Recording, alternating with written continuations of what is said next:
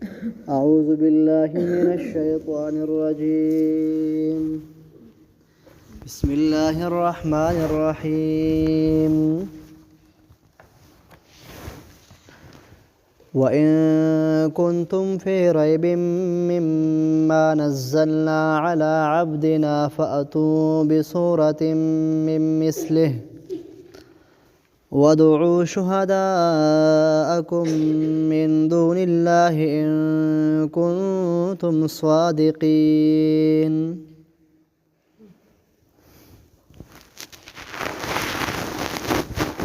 پرونی دو آیاتونه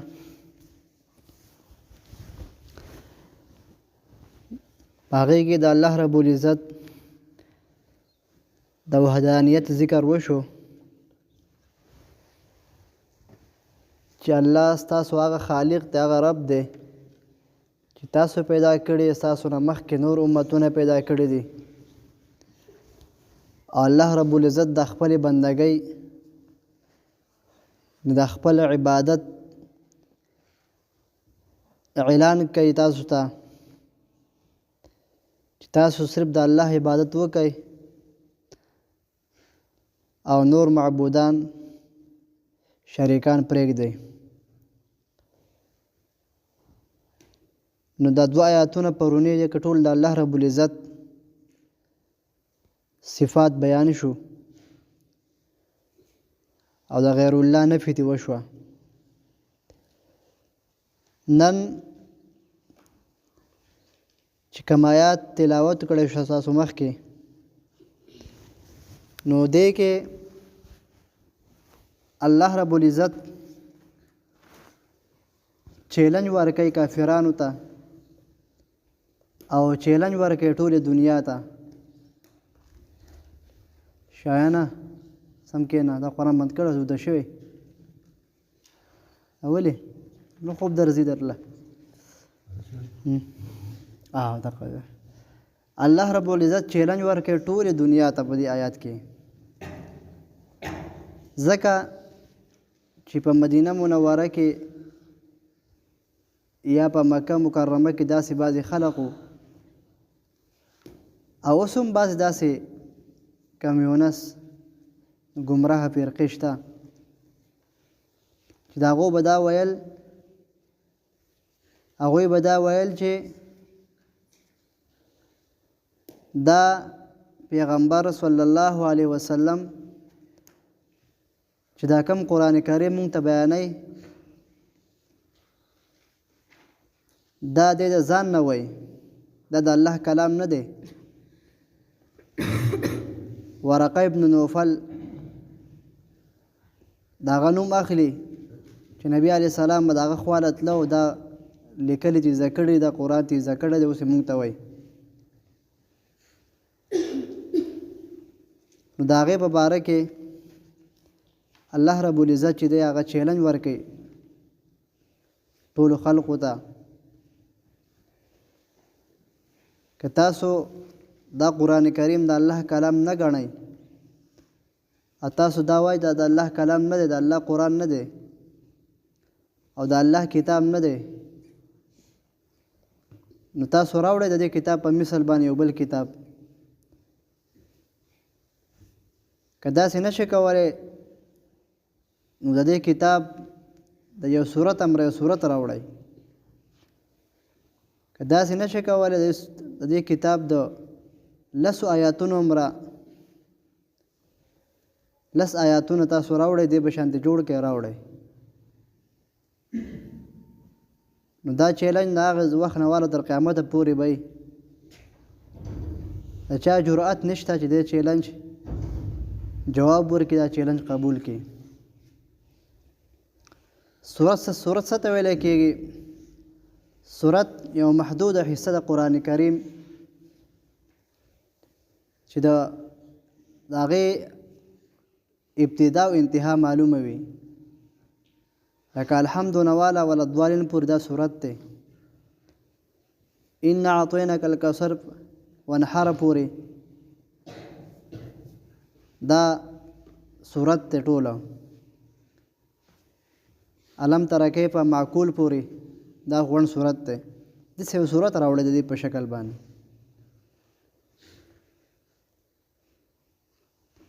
نو الله رب العزت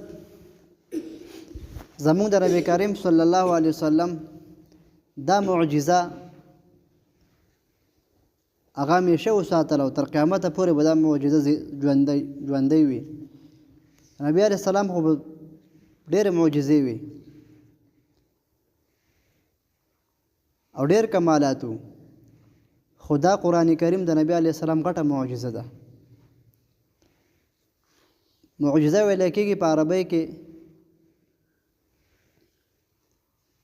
عاجزه کوونکی، یعنې چا لره په یو خبره کې عاجزه کوونکی چې د هغې جواب نشي کولی، معجز اسم فاعل صیغه. نو دا د نبی علیه السلام مبارک دا غټه معجزه ده. ځکه نبی علیه السلام مبارک چېرته په سکول کې، چېرته مدرسه کې، یونیورسټۍ کې سبق نه ویلی چې ځان نه دا خبرې کړې موږ دې کړې دي، نه. وما ينطق عن الهوا ان هو الا وحی یوحى. دا پیغمبر د ځان نه خبرې نه کوي، دا چې څه کوي د الله طرف نه ورته وحی کېږي. لا يخطه بيمينك اذا لارتاب المبتلون.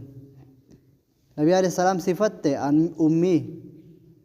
امي د نبی علیه السلام صفت ته چې نبی علیه السلام به لیکل نشو کولی. ځکه که چېرته نبی علیه السلام مبارک لیکل کولی شوی نو بیا به ورته دې خلکو یهودیانو وي دا ته ځان نه دا خبرې لیکلي ده موږ ته وی. دې وجه نبی علیه السلام امي چې موږ وایو صلی الله علی النبی الامي او دا امي لفظ راځي، نو دا امي د نبی علیه السلام دپاره صفت دی او زموږ دپاره عیب دی. ځکه لیکل دا د هر سړي دپاره پکار چې دومره لیکل کولی شي کم از کم، یعنې ښه خبره ده لیکل کولو او لیکل پیژندل او ویلو دا ښه خبره ده. او نبی علیه السلام مبارک دپاره دا صفت و نه کول، لیکل نشو کولی، لیکل نه پیژندل نه ویل. دا ټول وحی چې دا نور صحابو لیکلی ده. نبی علیه السلام په ټول ژوند مبارک کې صرف یو خط نیم دوه لیکلی دی، هغه معجزانه طور لکه خپل یو کرامت او معجزه وه، په هغې طور باندې یو خط نه مې لیکلی. نور نبی علیه السلام مبارک چې دغه خطونه متونه نه لیکل او نه لیکلی شو. خو بیا هم دغه پیغمبر د دغه خلکو سره لوی شو او هغه خبرې دې قوم ته پیش کړې چې دغه خبرو د قیامته پورې څوک ثاني نشي پیش کولی. یعنې قرآن کریم یې مخې ته پیش کو او داسې هوښیارې خبرې وکړلې چې د زمانې ماهرین، د زمانې فصحا او د زمانې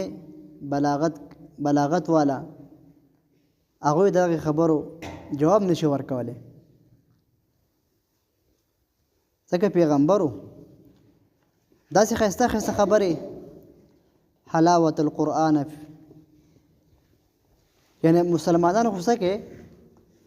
چې دې قرآن کریم به د کافرانو په زړونو کې هم لارې کولې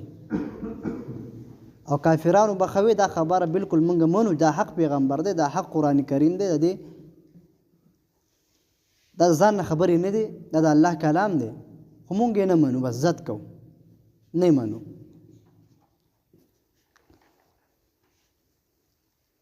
کله چې به نبی علیه السلام مبارک د شپې قرآن کریم تلاوت کولو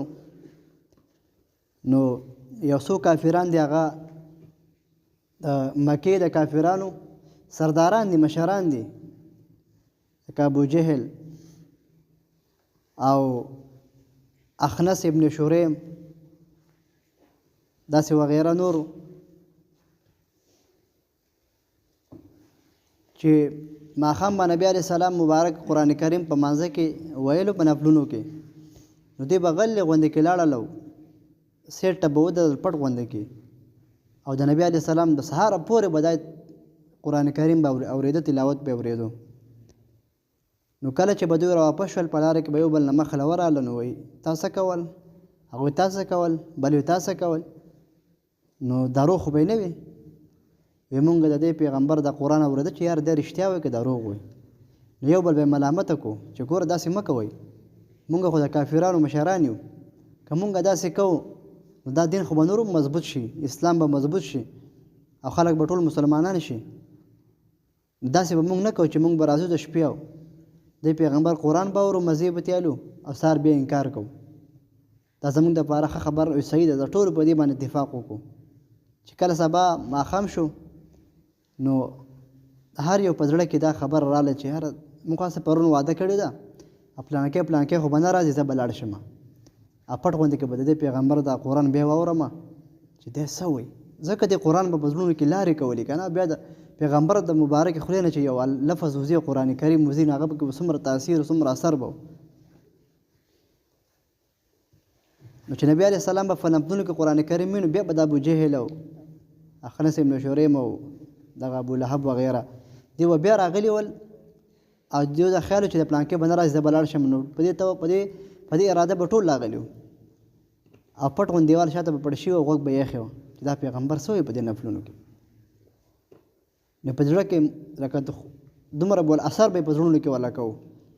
چې کله به واپس شول یو بل له به مخې له ورغلی وي ښه تاسو بیا راغلي هغه یو بل به یې ملامت وکړي ته بیا راغلی تا پرون واده نه و کړی هغه تا نه و کړی وي زه دی نه پس به واده ده چې بیا به نه راځو یو کس به هم نه راځو. نو چې سبا له به کله ماښام شو او شپه به شروع کېده نو بیا به هر یو په زړه کې دا راغله. دا نور څه وجه نه وه، دا د قرآن کریم خپله معجزه ده. قرآن کریم خپل طاقت ښیي، خپل حلاوت ښیي، خواږوالی ښیي، دا په زړونو کې دننه لارې کوي. نو مسلمان خو پرېږده کافر په زړه کې بیا هم لاره کوله خو د ضد د وجې نه به یې په ایمان نه راوړ نه به یې قبله.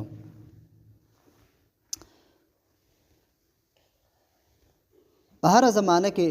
د قرآن کریم انکار کوونکي او د دې سپکوالي لپاره خلک پیدا شوی ده چې د قرآن کریم بدل کړي یا سپک کړي یا ورک کړي د مسلمانانو نه والي. خو د قرآن کریم ذمواري الله په خپل ذمه اخیستې ده، زه په خپل حفاظت کوم. امریکا کې یو انګریز و او هغه یو مسلمان ته وي یو عالم ته مسلمان عالم ته چې زه به یو داسې څیز جوړ کړم کمپیوټر یې ورته یادوم په 1995 کې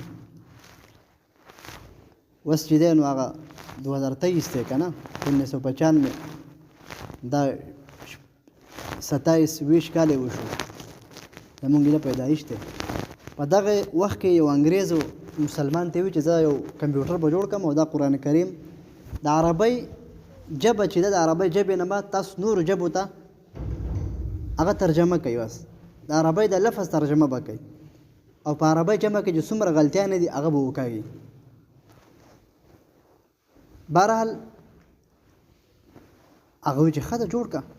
نورو ژبو ته به اسانه جوړه شي، په نورو ژبو کې به قرآن مجید راشي ترجمه به وشي د حدیث مبارکه. هغه پې ښه ګمان وکړو دی مجبور وکړو چې کله دغه کمپیوټر جوړ کړو دا عربۍ ژبې لغت ټولې ورته ورژوو تاسو خپل هغه اوس هغه عالمان دا راولئ او هغه ماهرین چې دې کمپیوټر ته یو څو جملې ور واچئ چې دې د هغه څه ترجمه څه نچوړ راوباسي چې غلطې راوباسي که صحیح راوباسي. هغوی چې ورته خپلې جملې پیش کړې په عربۍ کې نو کمپیوټر پکې هغه صفا او ناصفا وکړله صحیح صفا راوښکې څوک یې غلطیان هغوی دا خلک بلکل صحیح څیز دی دې نو خو نه خبر چې دې وروسته به دې کې نور سبا ویزا د عربۍ د ژبې کې تاسو څومره قاعدې وڅېړلې په هغې کې تاسو ته دلته تاسو صحیح خبره درکړه چې کم ښه وه هغه یې درته ښه وي کم چې خراب و غلطیان یې وکاږلې. زه پکې د قرآن کریم اچوم تاسو په قرآن کریم درته وایي چې قرآن کریم دی څنګه بیانوي چې قرآن مجید کې دی غلطي راوباسي که نه نو عالم وي ښه زه ستا په چلبازۍ اوس پوه شوم ته لکه دا ثابتوي چې زمونږ قرآن کریم ته په دې کې لکه غلطي لټئ ته چې په دې کې غلطیانې دي لکه دا ټیک نه دی. هغه وایي نه نه ډېر چلبازي وکړه ډېر چالاک و اخر دې ته ماهر هغه وکړو چې نه خیر دی ته یې وګوره نو قرآن مجید کمپیوټر له خپل د خولې نه څو غلطیانې به کې لکه هسې یو اضافي ټکي ورکړي وله چې دا کله دغه لفظ ووایي نو ته ول دا غلط بیان کړه د انګریزو. او اوس په دې کې چې دی نو هغه عالمان او حافظان او هغه ماهرین هغه حیران دي چې خدای پاک اوس بس کېږي ځکه دا څه خدای جوړ کړی دی دا خو بالکل حق وای دا خو چې څه عربی کې څه غلطي وي نو هغه راوکاږي اوس چې الله خیر وکړي په قرآن مجید کې چې غلطي راونوځي که چېرته په لیکلو کې غلطي شوي یا بل څه کې مونږ دلته جګه نه شو هغه چې ولکه مې غلطیانې ځان ورکړی وي د انګرېز چې دې علما ورته یو ټکی وي چې دې ځای نه وایه نو کمپیوټر چې غلطیان هغه ځای ورته وي دغې انګرېز چې دا ځای وایه استادو غلطیان قرآن کې راوباسم نو دې کې چې د کمپیوټر چې بالکل پر یوه شو انسې واړولې 0 شو مکمل 0 چې قرآن مجید کې غلطي هم نشته بالکل صفا ده د انګرېز باندې څه چلو شو دا ډېر قار نه او را پرېوته اوس ته مردار شو چې قرآن کریم کې ته غلطیان راوباسي دې کې لا ریب فیه دې کې هېڅ غلطي نشته شک پکې نشته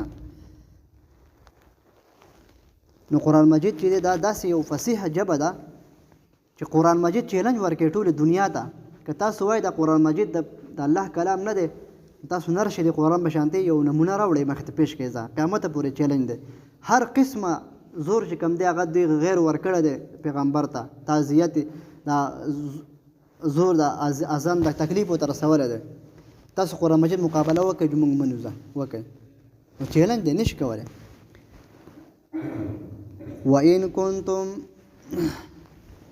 وَإِن كُنتُمْ کچرته تاسو فی ریب په شک کې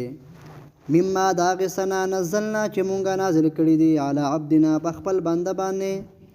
بنده نه مراد دلته محمد صلی الله علیه وسلم دی فاتو نو تاسو راوړئ بصورت یو صورت من مثله په شان د دې قرآن کریم کې ودعو او الله پاک دا وایي تاسو ته نه شو کولی که نه وایي خیر د بل ته ووایه چا نه امداد وغواړه که ته په خپله عجز یې ته زه نه شم کولی تا ته اجازت دی د خپل قوم نه امداد وغواړه د لاړ شي چا نه امداد غواړئ ټول دنیا نه امداد وغواړئ د قرآن کریم مثل راوړئ ودعو راوغواړئ راوبلئ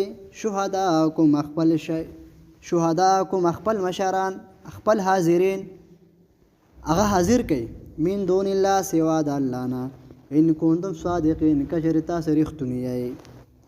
وإن كنتم کچرې تاسو فی ریب په شک مما د هغې څه نه نزلنا چې مونږ نازل کړي علی عبدنا په خپل بنده باندې